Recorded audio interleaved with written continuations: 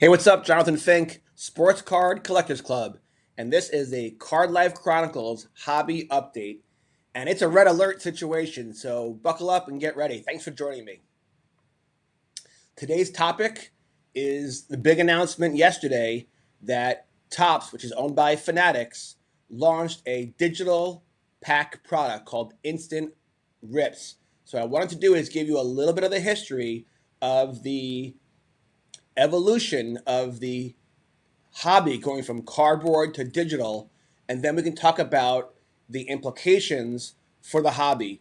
For investors, for flippers, for collectors, for box breakers, guys on Whatnot, for guys like Arena Club, and of course the LCS, the local card shop. So let me first kind of give you a brief history of the evolution, and then we'll talk about the economic implications. Okay, so first, I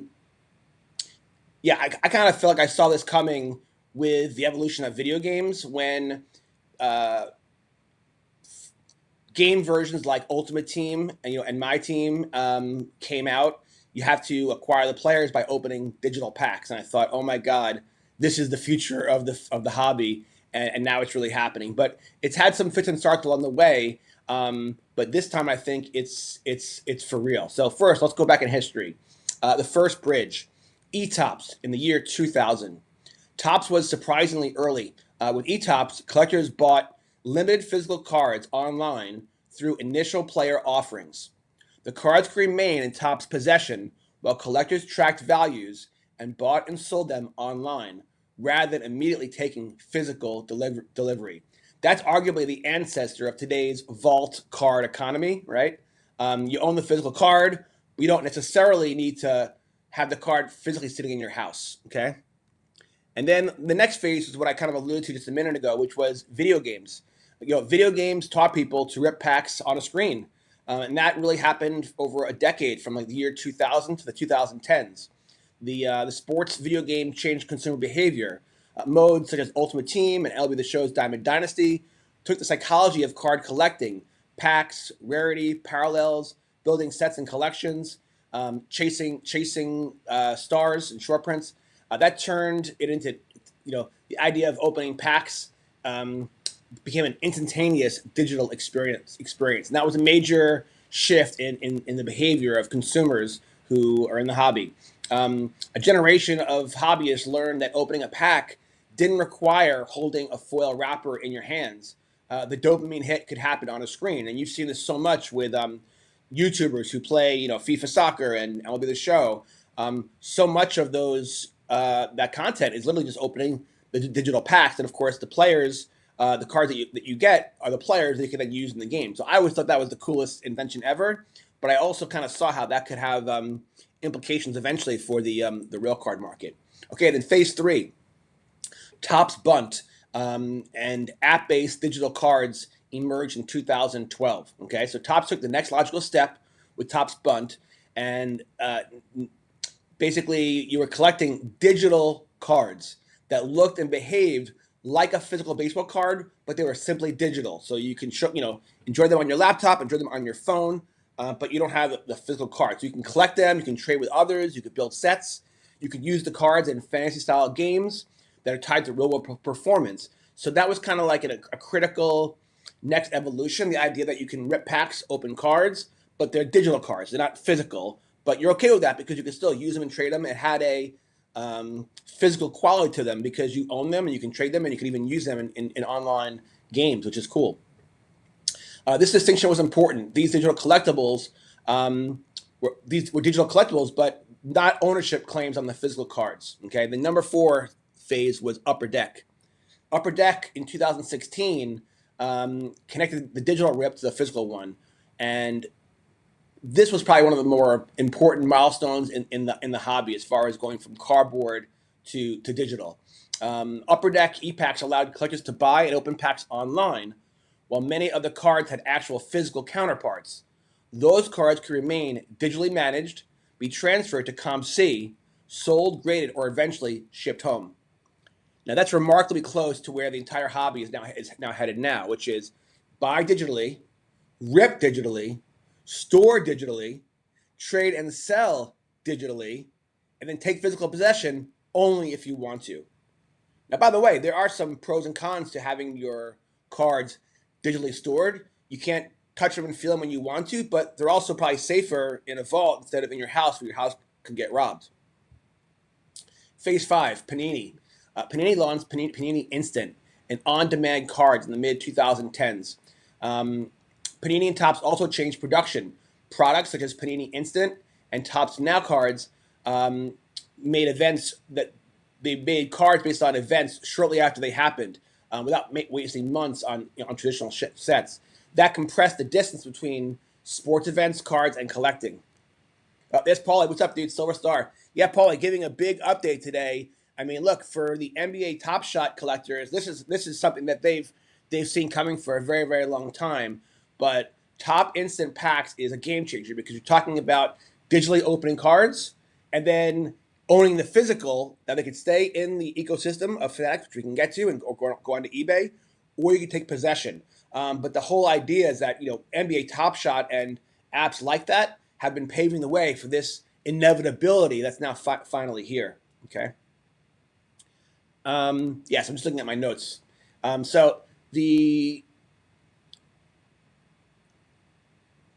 so the compressed time between the distance between sport event, card, and collector has shrunk, and Panini subsequently pushed further into digital collectibles and using blockchain products, and they continue to build on those blockchain assets. So next is a critical one, which is phase 6, which was group breaking turned card opening into digital entertainment. Now, if you're familiar with Whatnot and Fanatics Live, this is how breaking has become. But originally, breaking started actually at the local card shop. People just couldn't afford a huge high box themselves, so they had to find a way of sharing the cost. And then eventually that went on to like Facebook Marketplace, and it did become digital. But originally, it wasn't about profiting. It was about just, hey, we can't afford this this Inception box, so let's find a way to chip in together, and then we can share the cost. Yeah, Paulie says they had Fanatics instant rip vending machines at the National too. Yeah, this is a major trend. For me though, the question is, what are the actual implications for the hobby? What are the pros and cons? Who wins? Who loses? Right? We'll get to that in a minute.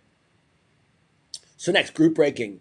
So group breaking turned card openings into digital entertainment. Right, the late 2000s, 2020s.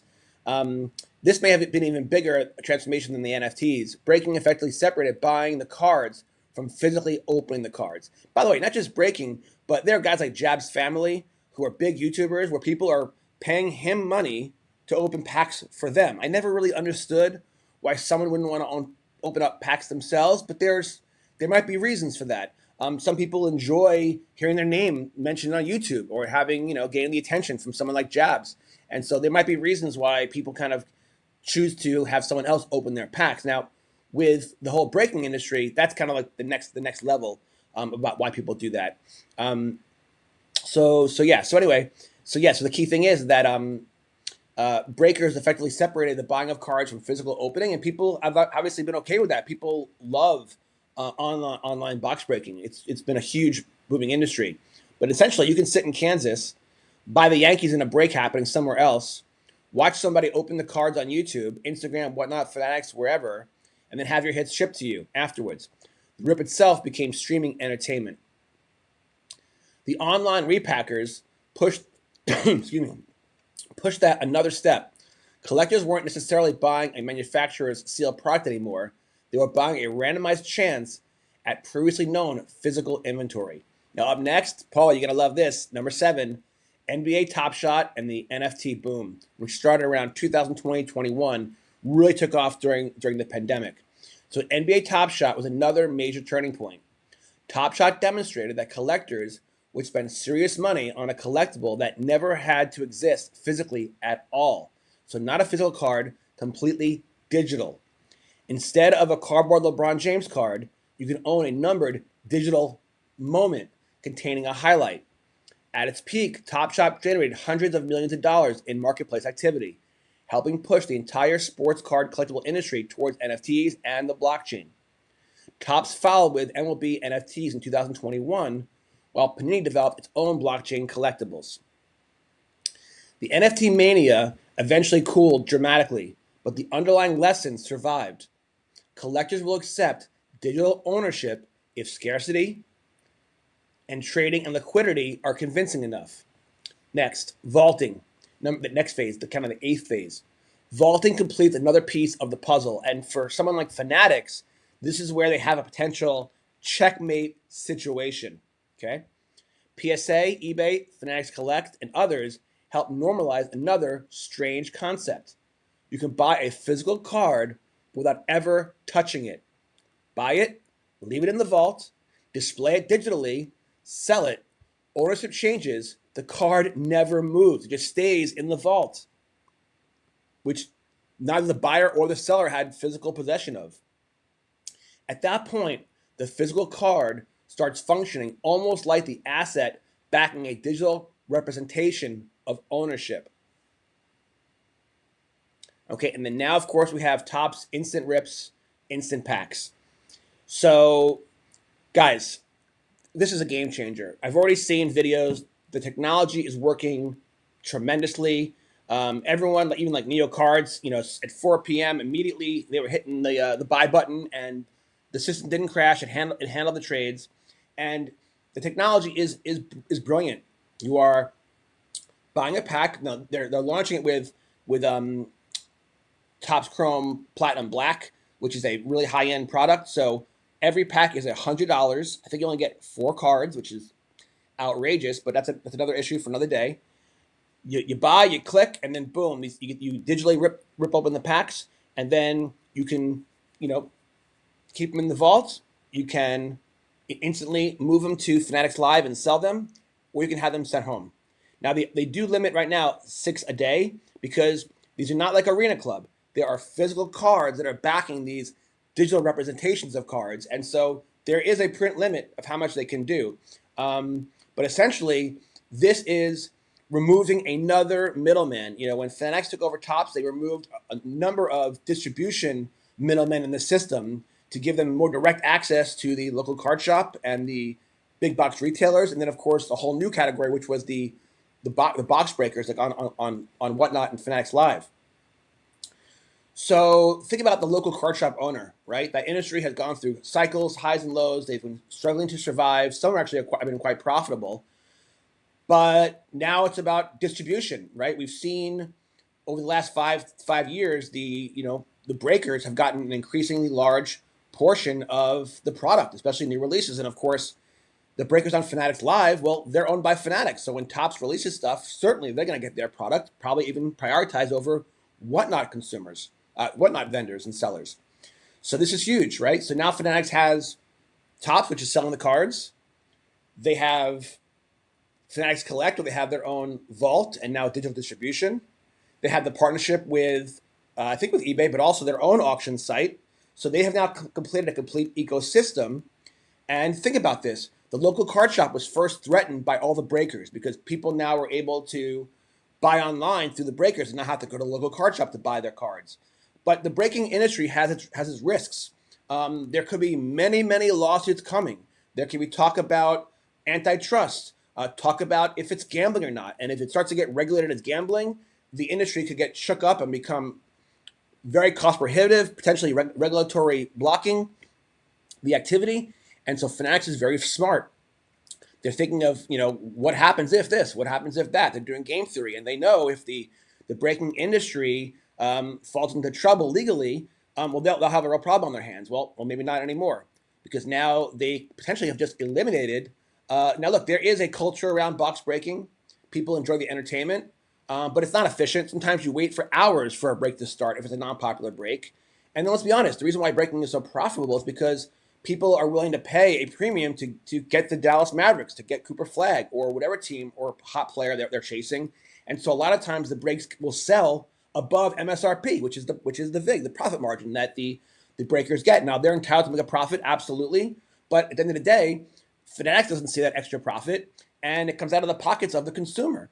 So wouldn't the consumer, if they're used to now digitally opening packs, wouldn't they rather just click on their own and download their own pack right from Topps instead of having to wait 3 or 4 hours for some break to start? So this is a real problem now for the local card shop, because they first were threatened by breakers. Now, breaking may survive, it may not, but now this is even more threatening because I have to go to physically get in my car and drive to the shop to buy my packs. Well, not anymore. Now I can just click online. And of course, right now they only have one product on there, but eventually they'll have many more. And the products will be direct to consumer, so they'll be at MSRP. A lot of times when I go to my local card shop, if I want to buy a high box, I'm going to have to overpay and pay the secondary market prices for the new release. Even Dick's Sporting Goods, which should be an MSRP store in my opinion, like a Barnes and Nobles or a Target, they'll sell their blasters and mega boxes for MSRP, but the high boxes, they charge whatever they can get. So if you're buying it from Topps directly, you won't have to pay any more upcharges. You're going to pay what the actual cost is. So let's take a step back. The winners and losers. The first winner is Fanatics, right? Very, very clever, business savvy move here. Breaking has been a huge opportunity and revenue generating vehicle for them, but it has a lot of legal risk, gambling, etc., regulatory problems.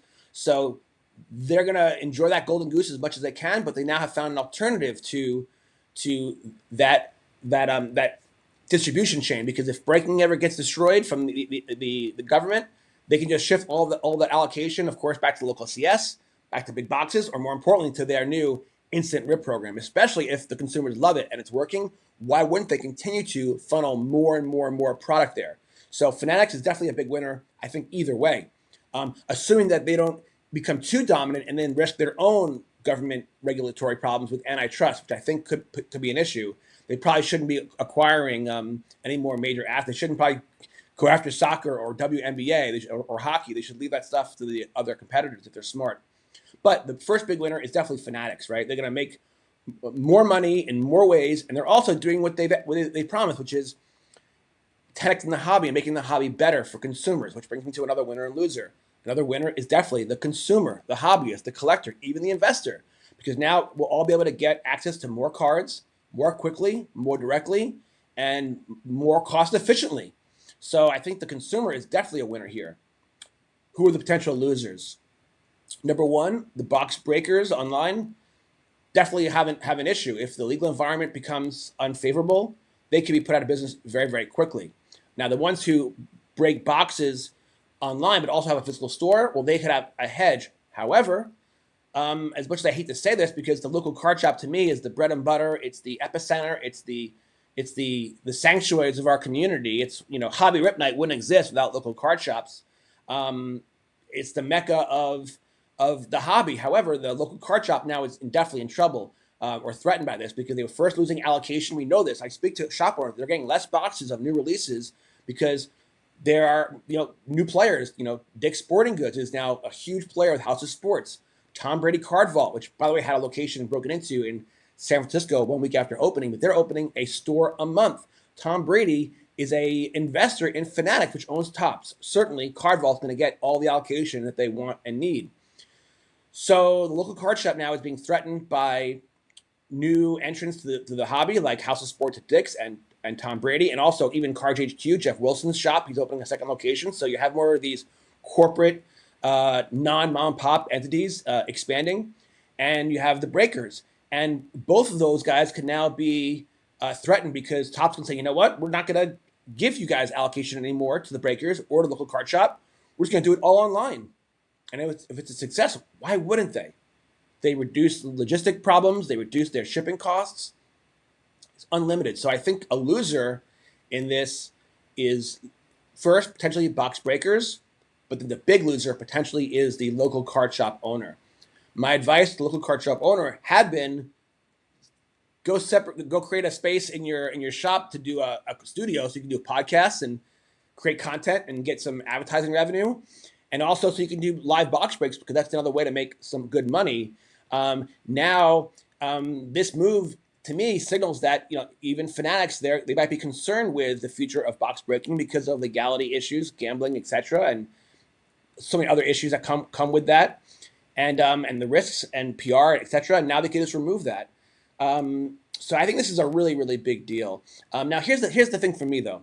Now I'm into astrology. I'm a Taurus. Taurus is an earth sign, likes physical things. I like touching and feeling things. I like the physical card. Now, I do love NBA Top Shot. I have become a believer. I do have the app. I do enjoy it, primarily because I love the people in the community so much, and I want to be part of that community. And your phone is physical. But I still like the physical card, and more than that, I like physically ripping the packs. That's what I enjoyed as a kid, and that whole experience, that ritual, is fun, and brings me joy. Now these new kids, these new generation, the ones that grew up with TikTok and grew up with MLB The Show and Diamond Dynasty and grew up ripping digital packs, guys, I think this is a slam dunk. They probably will prefer the digital experience. They're probably gonna prefer digital moments, digital cards, maybe even over the physical ones. And if this program works, well, that's fine. But these guys might still keep their cards in the vault because then they function like digital cards, which they can just buy and sell, and it just has more integrity because James Pooh Bear, Jonathan Fink, hardest working man in physical and digital collecting. I appreciate you, man. You know what? This technically this is my job, but it's not. I think it was Socrates who once said, "If you love your job, you'll never work a day in your life." So I do manage money. I am a financial advisor. I've been watching the markets all morning, but writing books has been a passion of mine now for over a decade, and it just took me creating a character named Professor Kevin Dempsey, who I feature in my Republic Baseball League book series. And of course, when I developed that character, he was kind of based on me. And I was just thinking about my history and my loves and passions. And I've always loved sports cards, but I hadn't been in the hobby since I was a kid. I started the hobby in '81. I got out of the hobby in '88. So Dempsey kind of got me back into that vibe. And then when the pandemic ended, after most everyone else got back into the hobby, I was busy writing books. But after the hobby, I went to my first trade show, and then I was just totally hooked again. And then it was just inevitable that I would find a reason to start writing books about sports cards. And just so you know, I'm knee deep. By the way, I just dropped the Pokemon Gods Are Real audiobook for free on YouTube, so check that out. But the physical version of that book that comes out on September 16th. The ebook is already on pre-sale; it's already in the top 10, which is awesome.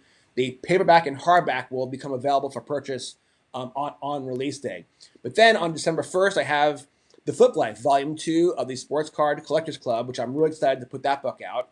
And then I've already been working on Volume 3, The Card Life. All those pack openings will be done on this channel, on this podcast with the Card Life Chronicles, because we're chronicling the card life, which is how I have transitioned from investor to a collector. Then I went to become a flipper for a period of time, and now I'm transitioning back into a collector, and really also kind of like a social media personality. Never thought that was going to happen. Shout out to Paulie from Collecting and Connecting for inspiring me and offering me a chance to be a podcast host. Now here I am, a few months later, and I have 2 different podcasts that I host, and I'm a recurring guest on 2 others. The High Hard one on Sunday nights, which has been so much fun with Jay Destiny, and then I'm also on the Poke Collective podcast with the Pokemon guys, and that's also been so much fun. And I'm just grateful to Paulie because never thought I'd be doing social media stuff, but gotten very, very used to it. And talking to a screen, and I've just had a lot of fun with it. It's been so much fun, and grateful for the chance to kind of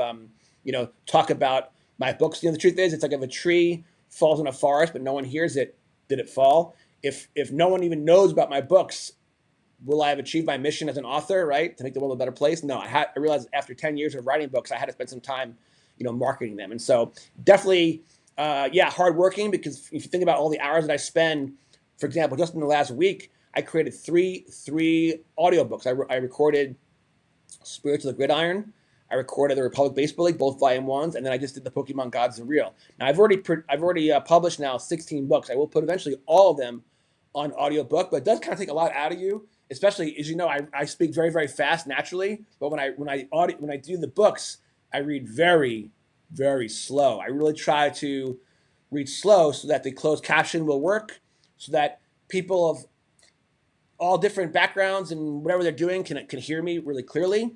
And so I try really hard to be different than the usual me who speaks very, very fast. I try my best to be methodical and patient and really take my time so that it's a great quality experience. I also do it live, so I don't want to make mistakes. There's no safety net, but doing it live is authentic, it's real, and if I do make mistakes, I think that in a way that's kind of like when you go to a Fish show, you see Grateful Dead and Jerry makes a little mistake, people actually cheer because it's so rare they make mistakes. So it's all good. So in conclusion, the physical market is changing, and it makes a lot of sense why. Fanatics has every reason to create their own closed loop ecosystem. It's clever business strategy. Oh, Paulie, he did an instant rip. I'd love to hear how it went, Paulie, and what did you pull? Give us the update. Did you pull 4 base cards, or did you pull a numbered card? And then I want to know, Paulie, what are you going to do with it? Are you going to keep it in the vault? Are you going to sell it on Fanatics Collect? Or are you going to have it shipped home?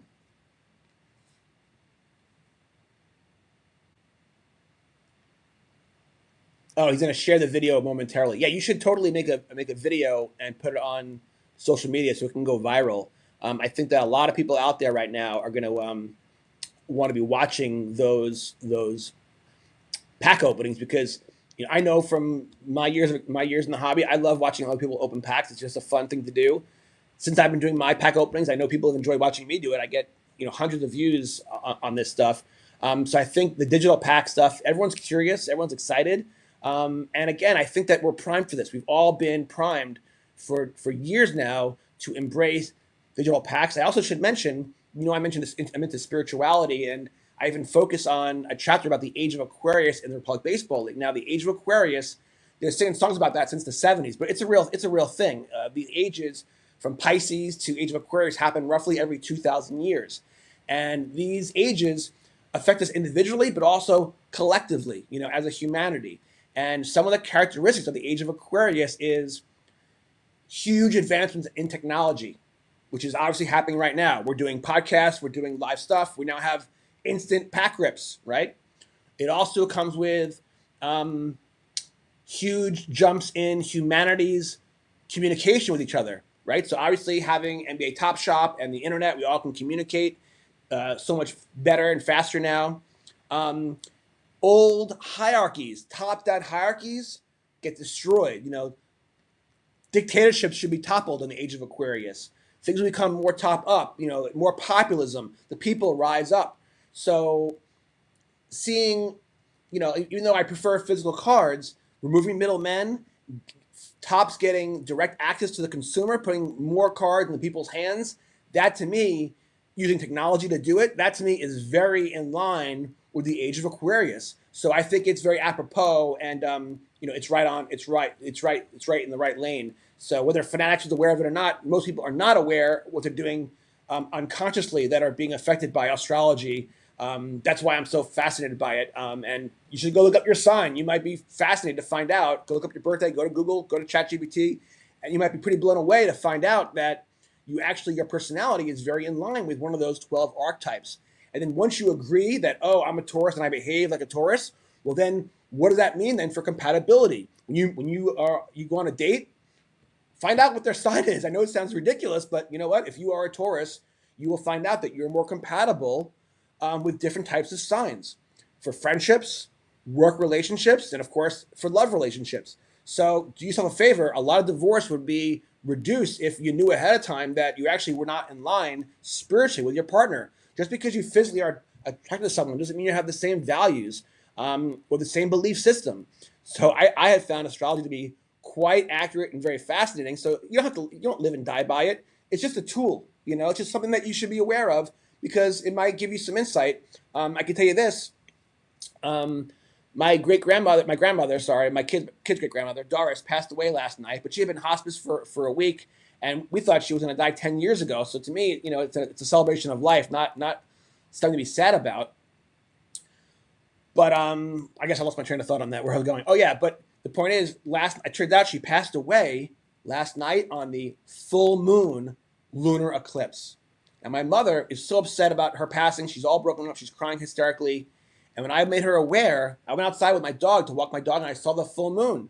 And then I looked it up, and I'm like, oh my God, it's a full moon lunar eclipse. And I sent my mom the summary of what are the spiritual implications of a full moon. Now, a full moon has to do with completion, an ending of a cycle.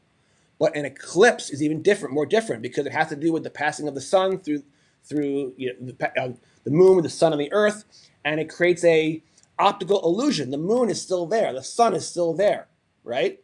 So it completes, and then it renews and begins again. Now, as you know, I write books about reincarnation. Not everyone believes in reincarnation, although about 25% of humanity does, over 2 billion people, Hindus and Buddhists, and maybe even some Jews and Christians, actually. But my parents have been not necessarily believers in those kind of esoteric concepts. And when I sent my mom this little blurb about it's a full moon lunar eclipse, she's like, well, what does that mean? And then I sent her the explanation from a spiritual perspective, which includes it's not an ending. It's also a new beginning, meaning that there could be existence after death. The soul continues on. Now, how we think about how the soul continues on and where the soul goes, that's a different issue. Some believe we go to heaven or hell. Some believe we go up into the ether and we stay there forever. Some call it, call that heaven. But many believe that we come back down after our souls have had a rest. We come back down for a new adventure, to achieve new things, to experience new types of suffering. Because the only way you can learn, for that the soul can grow, is in this physical plane, in this physical existence. Up there where everything's perfect, the soul can't learn anything. So anyway, enough of that. Let's get to Paulie joining the chat, and he's going to show us his pack rips, and let's see how he does. Oh, I thought Paulie was going to join us. He's going to join in a minute or two. So I'll stay online so we can see Paulie's pack rips. In the meantime, I'm going to get a quick drink. While we're waiting for Paulie, let me think about what we should do. Yeah, let's just get back to the topic at hand, the instant packs, the hobby update. I'm curious to see how Paulie had with his experience, because, if he loves it and the experience is pleasant, I think this is going to be a kind of thing where it could become very, very popular. In fact, when Neo Cards put out a video this morning, I saw he went to the products and the high boxes were already sold out. So that tells you a lot already. And because it's digital product, unlike Arena Club, where Arena Club is actually physical cards too, but like NBA Top Shot can kind of just keep creating stuff. But here, there's physical cards behind these digital representations. So there's a limit to how many packs that you can, they can provide for each product. Okay, uploading now, it says.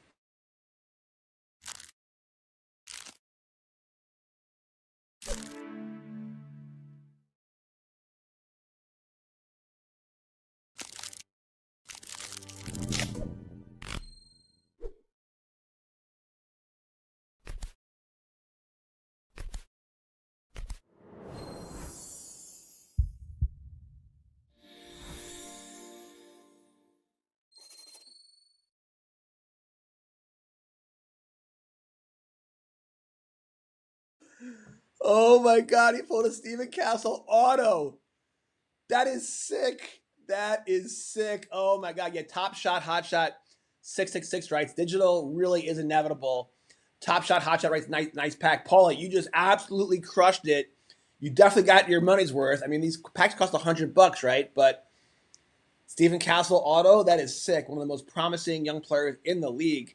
I'm curious, Paulie, in the chat, let me know. What are you going to do with that card now? Are you going to have it delivered? Are you going to keep it in the vault? Are you going to put it on Fanatics Live to sell it? What are you going to do with that card, Paulie? But that was very entertaining. I didn't know we would get a surprise instant pack rip, but how appropriate, because that's what this hobby update is all about. So that's pretty sweet. All right, I guess that's all I wanted to say. This is a very, very big deal. It's a long time coming. If this launch is successful, I do think it is a game changer. I think it is a red alert situation, potentially for the Whatnot Fanatics Live box breakers. It's a shot across the bow, at least. For the local card shop, I think this is a very, very potentially devastating event, and I'd be concerned. If I'm a local card shop, I'd be curious to know, do some cost-benefit analysis on your business. How your business do if you got half the product next year and then half of distribution product the year after that. Can your singles business, can your Pokemon business withstand that kind of hit? And if not, plan accordingly. If so, that's awesome. By the way, if Topps is successful with digital packs that actually are backed by physical cards, isn't it only a matter of time before Panini does the same thing? And then, oh my God, what if Pokemon does the same thing? This is game changing. So Paulie writes, dude, these are going to be addicting. The $100 pack though is more than the retail pack though. No, I don't know. Maybe I don't know about the cost. I think it might be the same actually, because Topps Chrome Black is a super expensive product. You can't even buy it at retail. It's only through hobby shops and through the breakers. So actually, if you do the math, maybe it actually is $100 a pack. And I just don't know. My guess is it is, because I don't think Topps would want to launch their first product and come across as egregious. I think they want to come across as the company of the people. I saw that Michael Rubin did an interview during the National. He's the CEO of Fanatics. He says, look, we want to be beloved. They don't want to be feared. They don't want to be hated. Fanatics wants to be beloved. So there will always be haters out there who are going to criticize them and look for reasons to be bitter or negative about the hobby. But I'm actually very encouraged by this from a consumer perspective. I think this is another example of Fanatics 10xing the hobby. It's not just them making 10x more profits, although that's, I'm sure, part of it. It's also growing the hobby in every way possible and making packs accessible and digital, backed by physical, with an ecosystem where you can store them safely, where you can then choose to sell them, have them delivered. This is a game changer. So I think this is a red alert for local card shops. I would be concerned. I'd be looking at ways to hedge this risk. And I think if box breaking now is potentially a vulnerable issue, I would be thinking about building up that studio so you can create your own podcasts and shows and get to that, 500, 1,000 viewers, get your 4,000 hours, and start making awesome card show content and making money that way. So my point is, however you're going to do it, be aware of it. Don't be a sitting duck. Use game theory. Look at your risks and your threats, your opportunities, and figure out what's best for your business. But again, this Topps product could be a failure. It could be a bust. It looks to me like people like Paulie are loving it. Neo Cards is loving it. And question is what grade you get in the cards in. That's also interesting. I think it would be the same thing as physical. There's going to be a risk that there could be a variable in quality. However, the risk is lowered, Paulie, I think, because when cards get shipped to you, even in a high box, they get knocked around, they come in a pack, they have to be opened. There's some damage that could always happen just in that experience. If it's all digital, those cards would never even be put into a pack. They might just go straight from the printing press to the vault.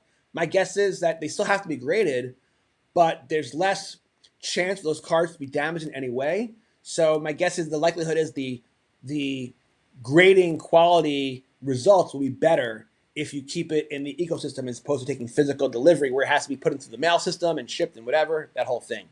So look, 90 people in this live chat. I didn't expect that at all. I would have been happy to speak to nobody today and then just put this online afterwards for people to get to enjoy it. This is a spontaneous podcast. It's the Card Life Chronicles. This is a hobby update. Sometimes we do spontaneous pack openings. And then, of course, every other Tuesday night, 10 o'clock Eastern, 7 Central on the Collecting and Connecting Network, we do our Card Life Chronicles shoebox sessions where we pick packs randomly from my shoebox and we rip them and have a lot of fun.